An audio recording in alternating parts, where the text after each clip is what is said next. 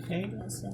that's an angle T. In case you just joined us, this is our talk on WFM 91.7, and the topic for discussion today is sex offenders register, name and shame perpetrators. We've been talking about sexual offenders, but this time around, we want to name and shame the perpetrators of the act. 13 minutes past 2.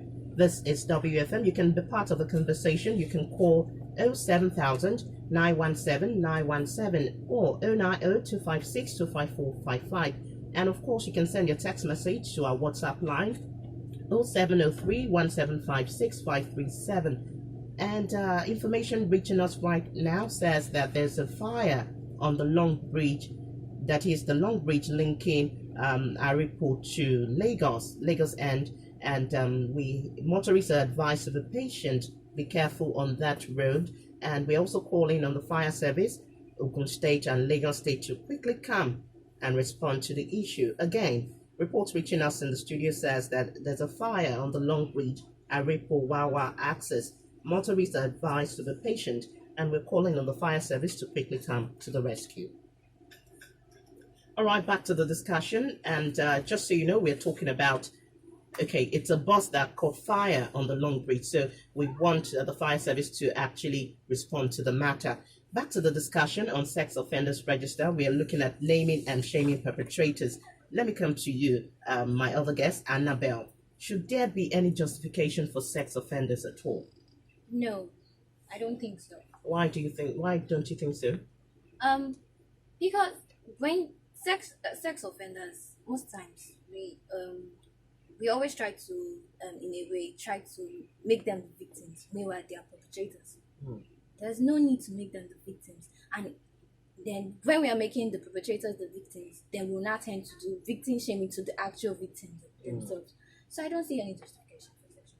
All right, I would like to know that from the three of you, who should the victims talk to first? You know, something has happened to you. Who should I take my grievances to? Who should I pour out my heart to?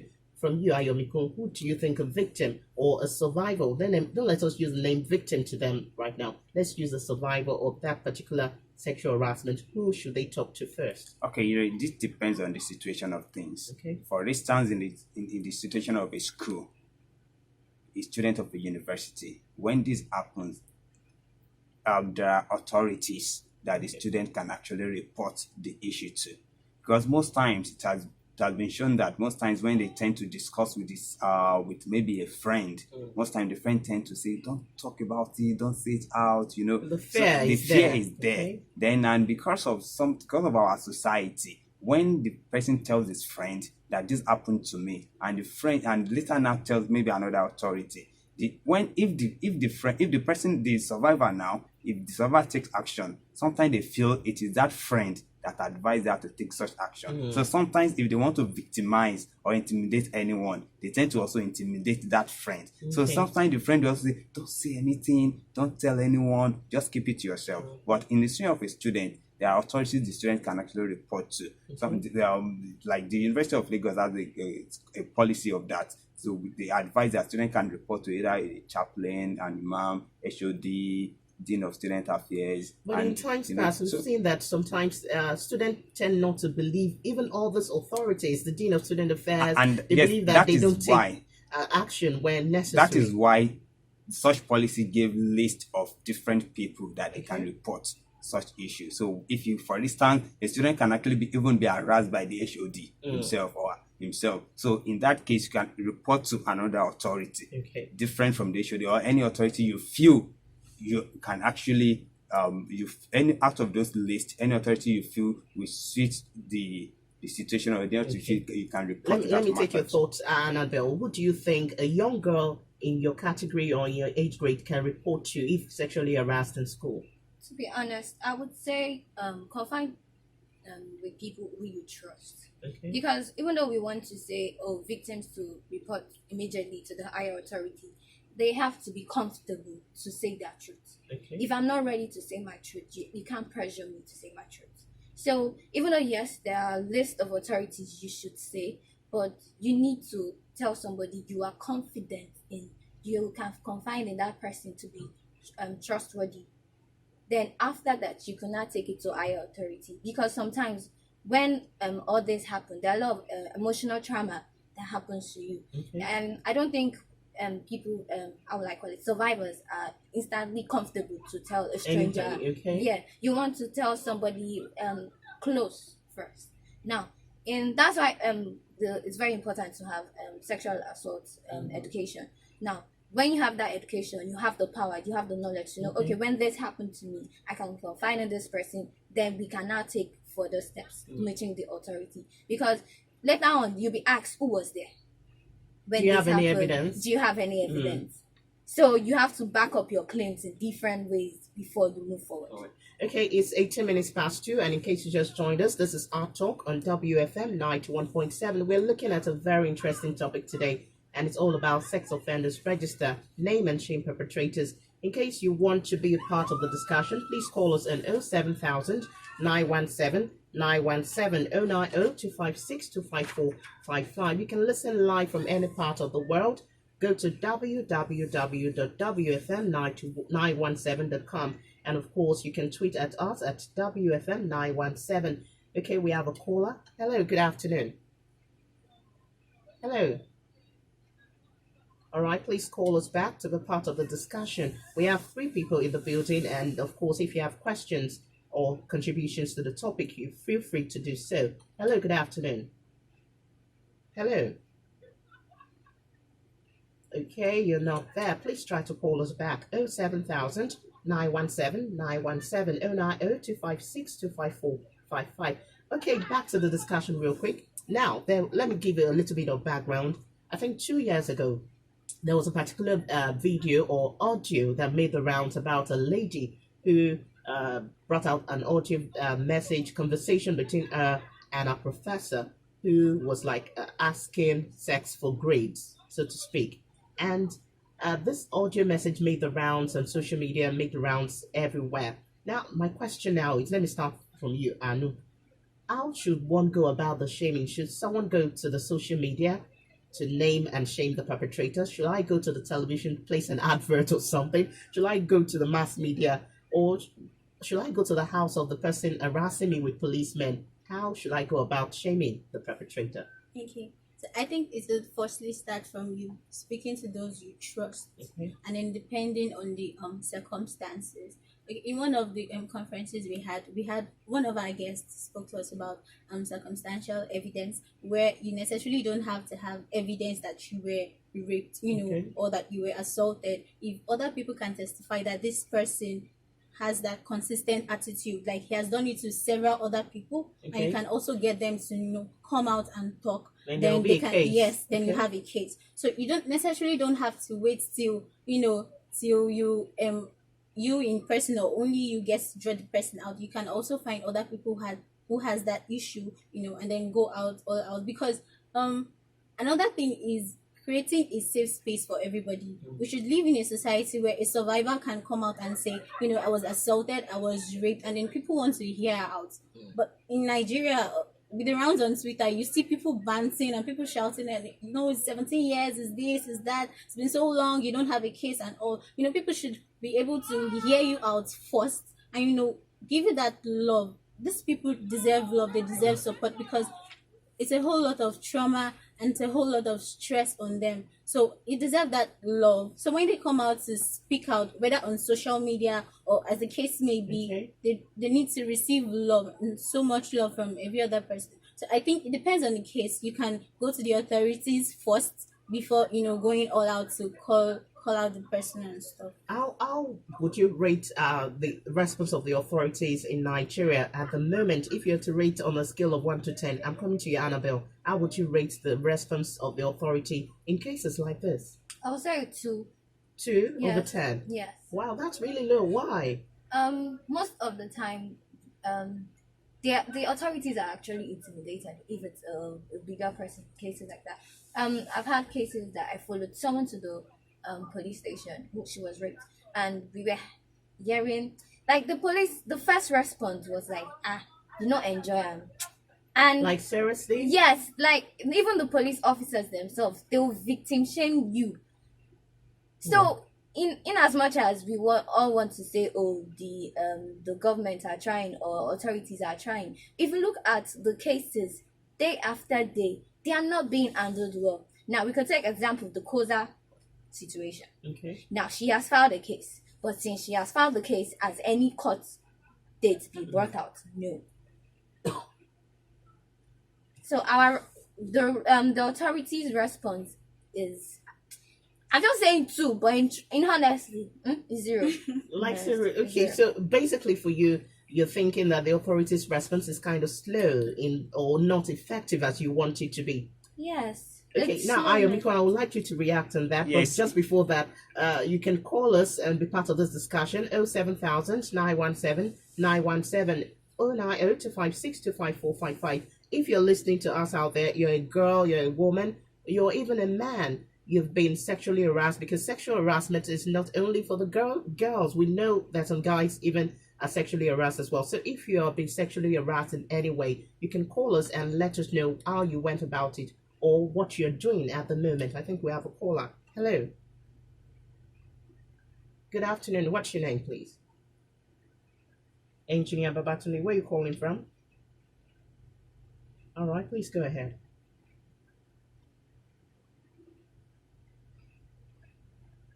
Okay.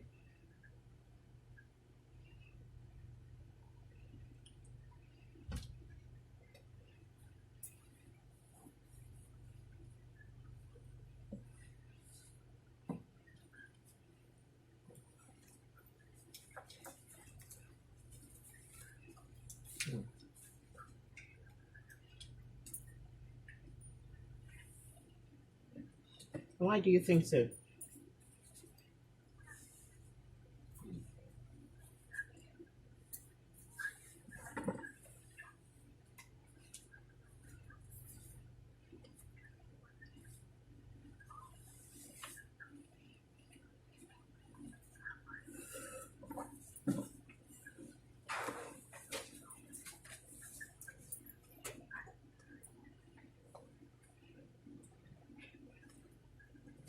Immediately, you're about immediacy right now. That's what Engineer Babatunde is talking about. As soon as it happens, don't wait an inch, report immediately. But sometimes some victims are so shy to come out, and it takes years for them to heal. Personally, that's why it looks like there's a delay in it. Now, I don't think that. You're going to react on Engineer Babatunde's talk, and also Annabelle raised a particular issue when people are high and mighty in the society and they are perpetrators of this act. How do we now go about it to get justice at the end of the day? Yeah, my simple response to Engineer Babatunde is that there is no there will never be any time that is too late for a victim or a survivor to report. Okay. At a point, the survivor may have this feeling, maybe she's yet to have this education, or she's yet to have the information on how to go about it. But at any point when she feels like she wants to report, she should, or he or she should report. It can never be too late. Then to the issue of to the people high up there, the government is not even doing much about this issue. The Violence Against Persons Prohibition Act 2015 already states that there should be sex offenders register. Okay. In Nigeria today, only 2 states have this register, which is Ekiti and Lagos. And it is, according to that act, this sex offender register should be made public. How many people have access to this register? So if anyone, no matter your position, if you know there is a sex offender register, and by any means, if you misbehave or assault any person and your name gets into that list, and the list will be made public, then you know you are done for. So such person, no matter the position, will never risk assaulting anyone. But because when the person knows that if he or she assaults anyone and nothing will happen eventually, or even when something happens after some 2-3 years, it will just die down. If the person knows that this sex offender register is there and his or her name will be on the list, then that person will not take the risk. So the government is not even doing enough in this case. So when we talk about campaign, when we talk about sensitization and the policies are not being effected, the policies are not being implemented, then there is a problem. So we need more political will to get things done. All right, and that's actually a good one. We need more political will to get things done in our country. You can be part of the conversation this afternoon, 27 minutes past 2. Please call us on 07000 917 917 090 256 25455. Let's get your own side of the story. Are you or have you been almost in a situation where you were sexually harassed, or you were actually sexually harassed and you could name and shame the perpetrators? Let's have your say this afternoon. Hello. Good afternoon. What's your name? All right, Taiwo, please go ahead. Go ahead, please. Okay.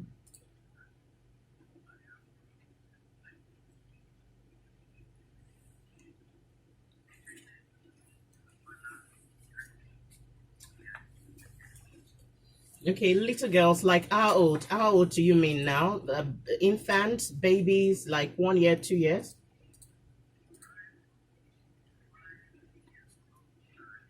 But have you heard of situations where babies, people who are still sucking their mother's breast, that were raped?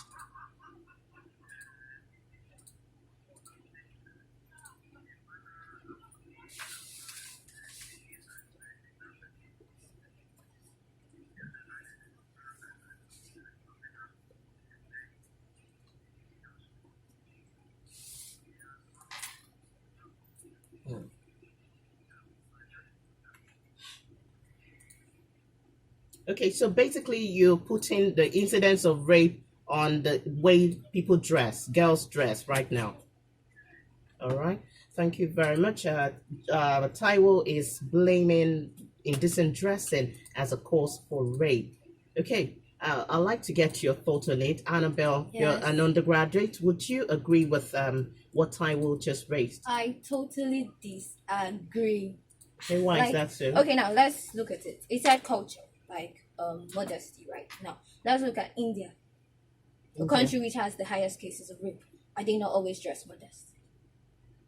Now babies, he said. Now he himself agreed that babies are being raped. Now how does that relate to dressing? What he just did is actually victim shaming, because when you're saying giving an excuse to Why someone was why raped? someone was raped, those attributes themselves are actually a rapist apologist attribute, I must Okay, say. let's take this call, please. Hello, good afternoon.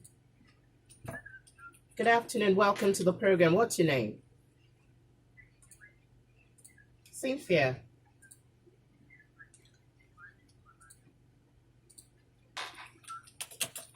All right.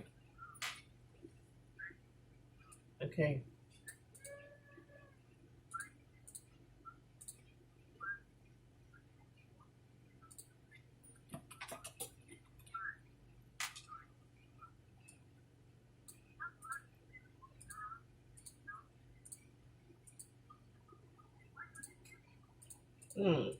That's another angle to it. Now, Cynthia is saying that what about the mad people or people who are mentally unstable? Because we don't like to call them mad. Yes. Just like it might be a process. And why are they not raped?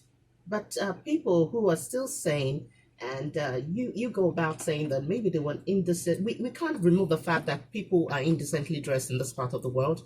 But I think the attention right now that Annabelle is trying to say is that it's not about the dressing. Yeah, and also I want to get correct the notion that mentally disabled people are not also raped. They are also raped. They're also raped They as are well. also raped. And they're victims. All right, let's take this call. Hello, good afternoon. We're doing great. What's your name, please?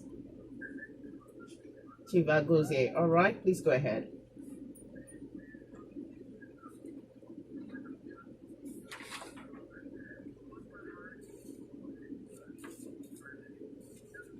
I agree with you.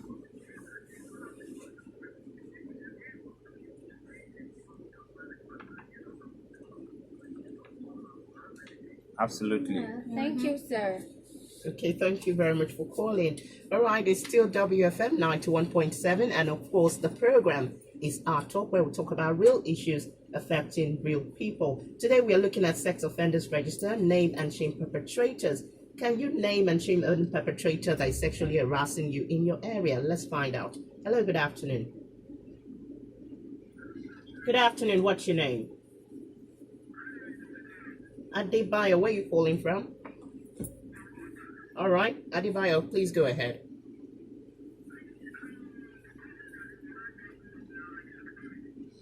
All right.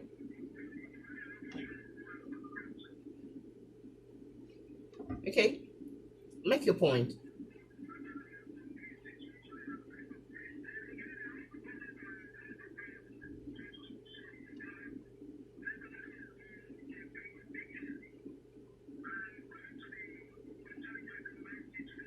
Okay.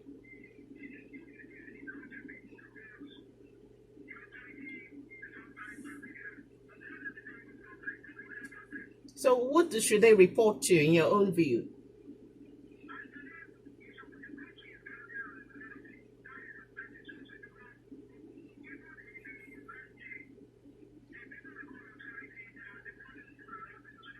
Mm.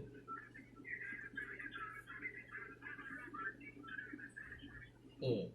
All right, thank you very much. And he raised another point there, saying that they should report to the guardians and people close to them. Now, I know I've seen a situation where a child told her mother that she was sexually harassed. The mother actually followed the child to the lecturer to plead and say, hey, Joel, Omo me, it's your Omo, don't harass her. And the lecturer said, no problem.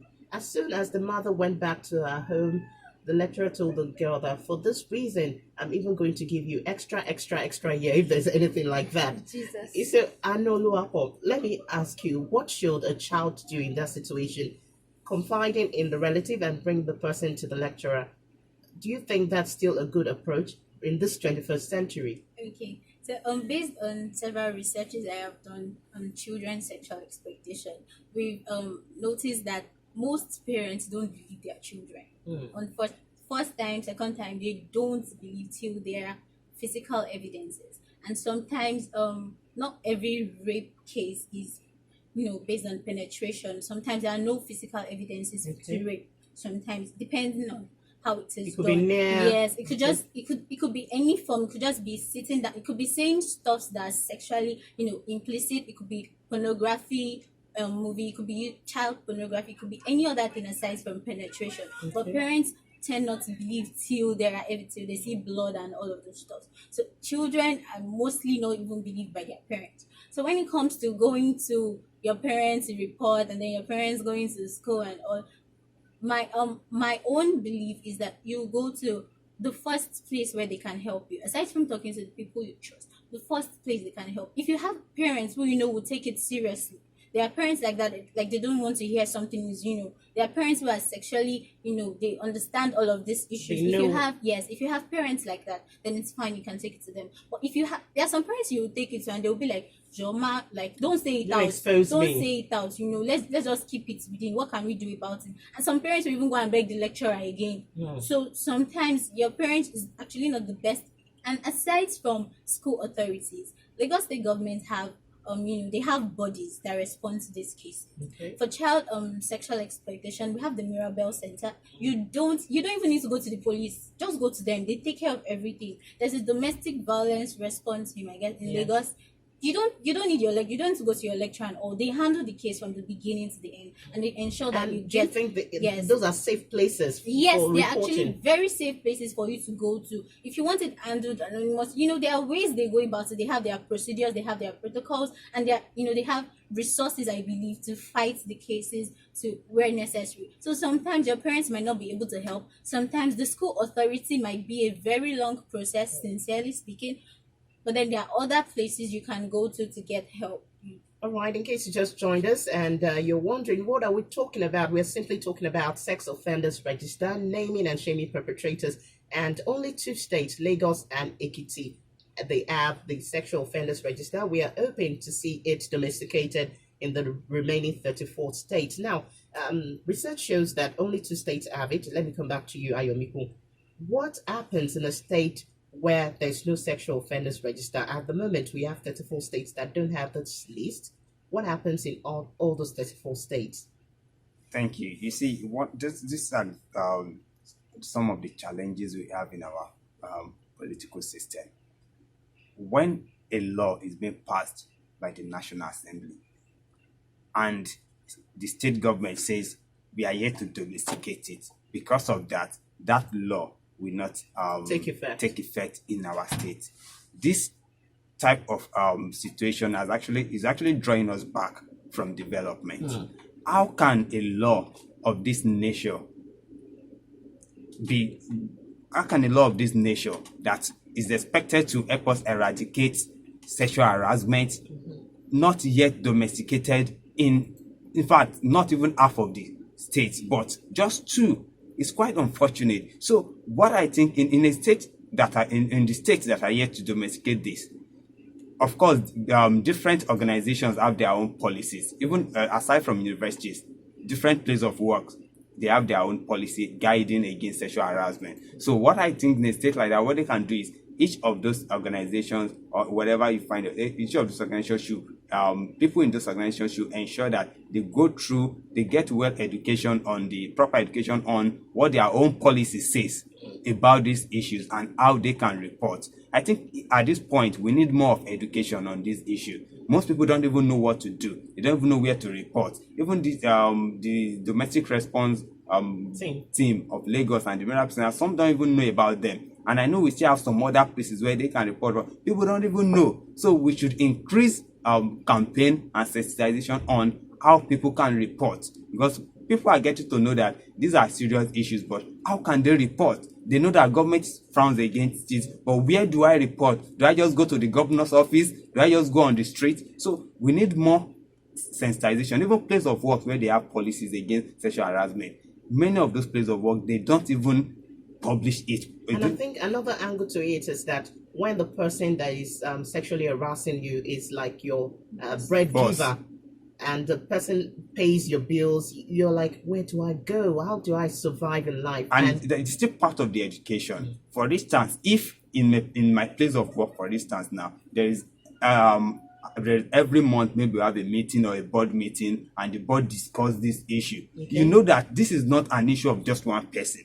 The whole board is aware, the whole board is involved. So, but even though the board is involved internally, but when they say it publicly, it gives that kind of credibility and that kind of motivation for you to report and see that, okay, this person is part of this team, but these other people also frown against it. So you know how to go with the reporting. All right, it's still WFM 91.7 and the program is Our Talk. We're looking at sex offenders register, name and shame perpetrators. So be part of this conversation, call us on 07000 917 917 090 256 25455. Let's get the conversation going this afternoon. I'd like you to say your mind about this topic. If you think that sexual harassment or sexual offenders is the way to go in Nigeria, let us know. Hello, good afternoon.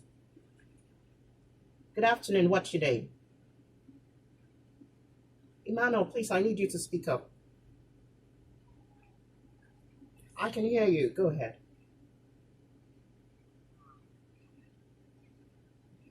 Thank you.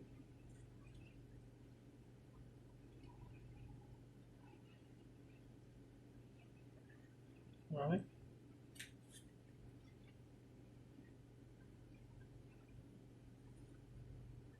Most. Okay.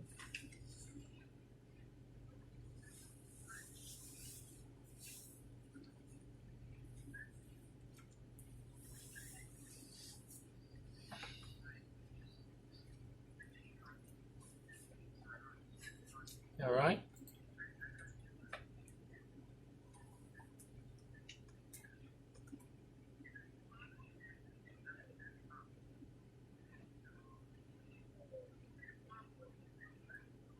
Mm.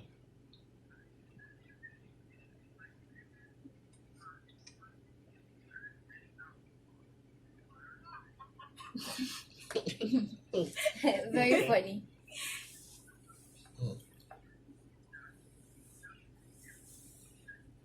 Okay. Thank you very much. Emmanuel wants us to look at that angle so that maybe the incidences of rape can be brought down.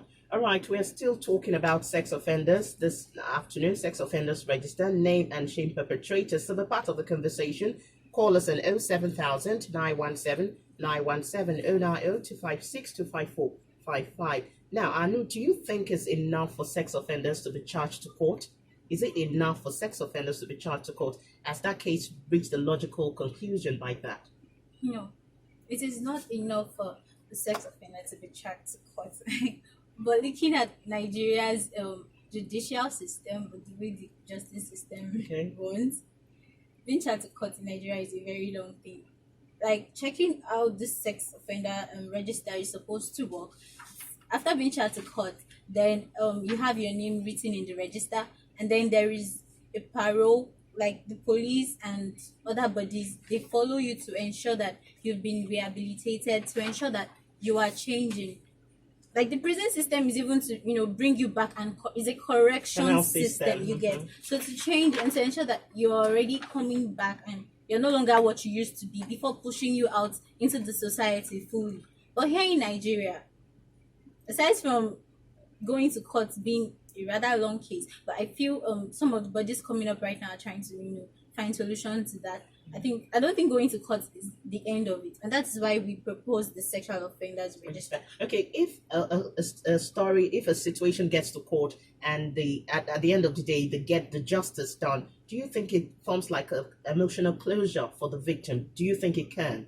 No, it doesn't form closure, but then it's a step in healing. Do you get it's like that's not, you can never take away the trauma, you can never take away the darkness that was caused by harassment and exploit. You can never take it away. So when people are even defending the perpetrators, somehow, because the victims have gone through a lot and these things will not be taken away from them, so it doesn't heal them, but then it's a step for them to know that they can actually get justice, and for other people to speak up in their All right, we have a caller. Hello, good afternoon.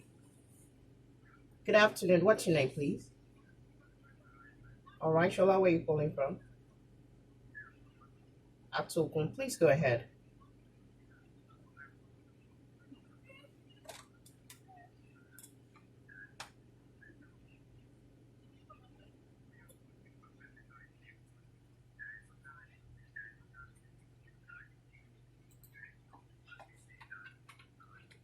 All right.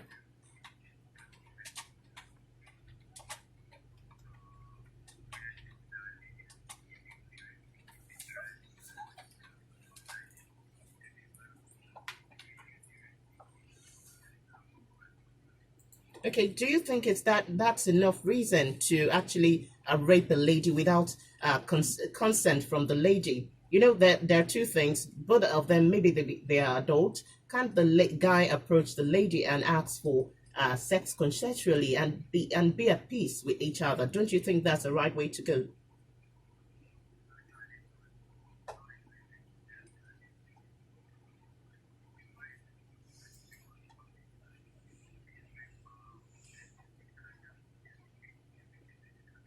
Okay, thank you.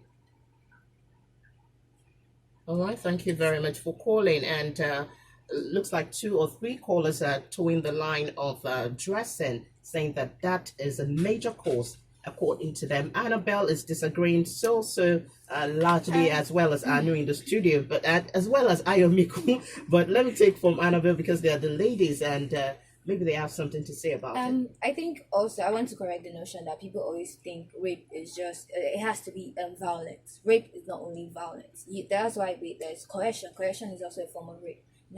Now coming back to the indecent dressing that we are all saying. Now, it doesn't hold water. Time and time again, we have seen rape cases that with minors don't dress indecently. Even babies. I think we need to all, in a way, format that notion that it is because you are dressed this way. Okay, now they said females wear shorts. For example, a man wears shorts and singlets, walks around the road. Why don't I go there and rape him? It should be. We want to be fair. It's a two-way thing. Me, I'll wear shorts. You will wear shorts. You that are a man, you will wear shorts. We are walking on the road. Why is it that I will be raped and you will be overlooked? Now, this is also coming back to gender bias. You said Now, you are not. the angle will be that okay, the lady has some endowments that make the man look at her in a way. The man too has endowment. He has bulky shoulders. Oh wow, look at his face, look at his muscles. Now, if you want to say that, I don't think and we should stop this. Men are moved by what they see. Women are also moved by what they see. When I see you first, I am attracted to your physical attributes as a lady also, and the same way you're also attracted to my physical attributes as a man or a woman. So I think that self-control is to come to play self-control. in this. If you're an irresponsible person, you're irresponsible. If you're a rapist, you're a rapist. There is no excuse. And another angle we have to look at it is that apart from people that are rapists, we have pedophiles in our country. Yes. People will naturally fest on young girls and boys. All right, let's take more calls. 07000 917 917. Today we're looking at sex offenders register, name and shame perpetrators. And we want to move from the era of just knowing about the story. We want to move to the era of naming and shaming perpetrators in our country. 07000 917 917 090 256 25455. Let's have your contributions on the program. Hello, good afternoon. Hello, good afternoon. Good afternoon. What's your name? Joe, where are you calling from, please? All right, quickly, your contribution.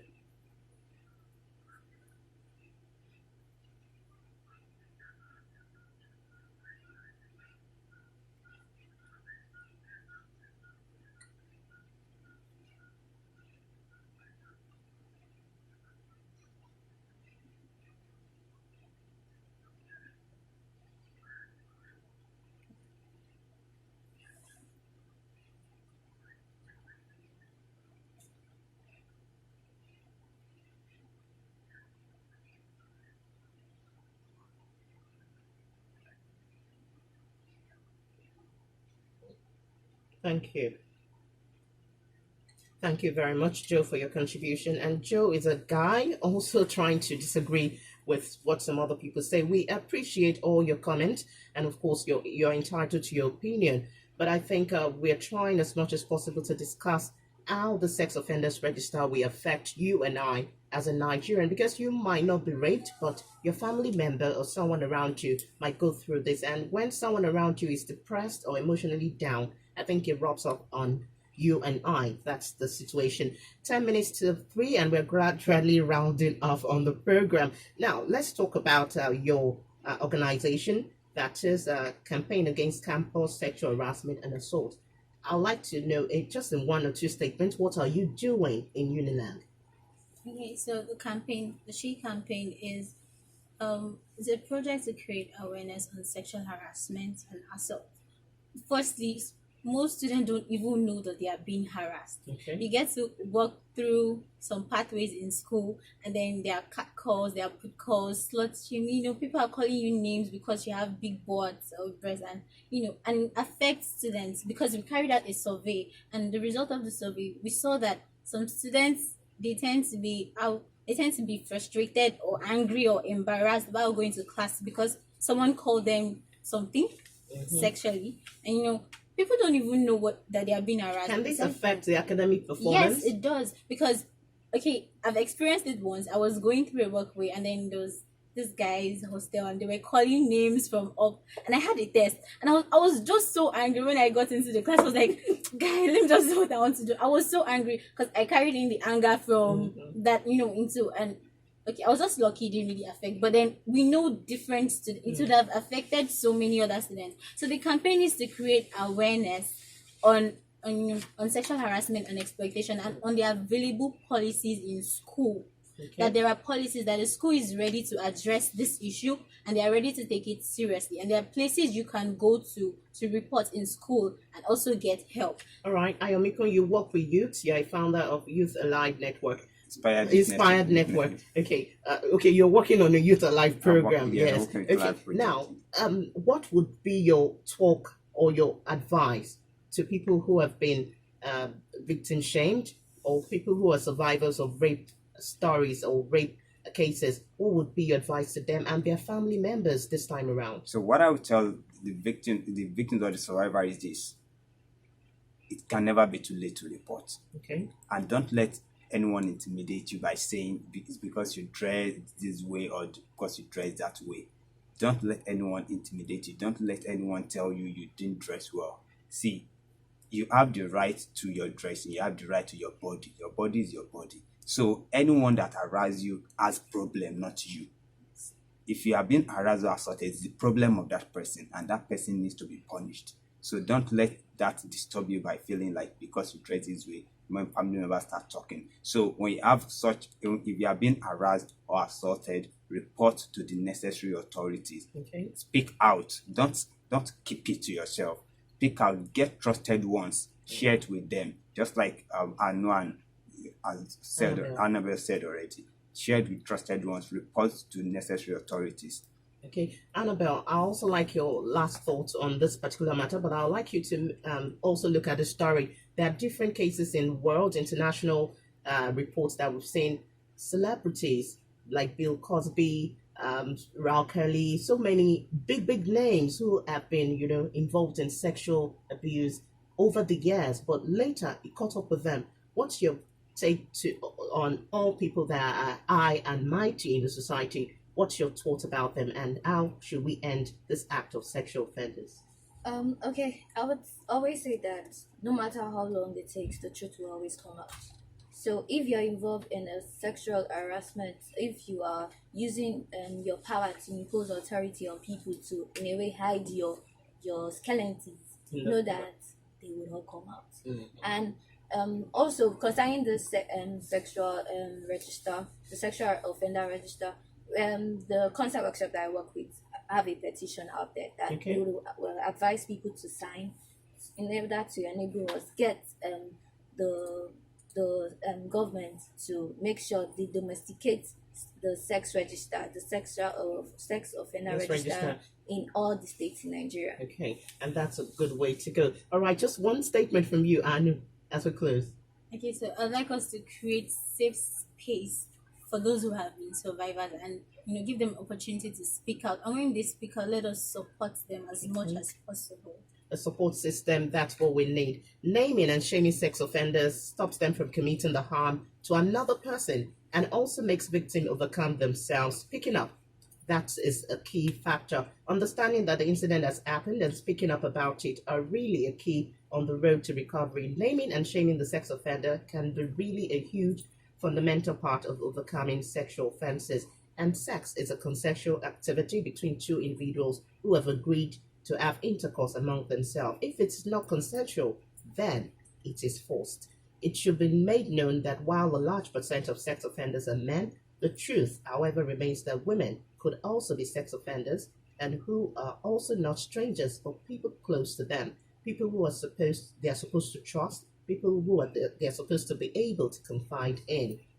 Victims of sex offenders are not gender specific. It can happen to anybody and really should happen to nobody. And that's why this kind of program has come to the fore today. I would like to especially thank my guests for today. Let me start with Anu Olugbode. She's a team member campaign against campus sexual harassment and assault, Unilag.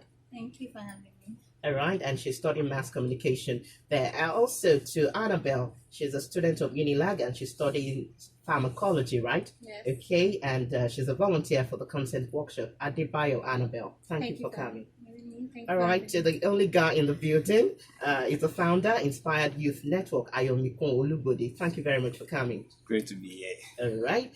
So I also want to thank my production crew, my producer, Daniel Adaja, for bringing this particular program together and also working tirelessly alongside Bankole Olatomiwa. Thank you very much. Until next week when I come your way again with another real issue affecting real people. My name is Uludolapo Adewale. Do have a productive day ahead. 91.7. This cough is affecting me. So Daddy, I will not die in Jesus' name. Sorry. Good afternoon. Thank you.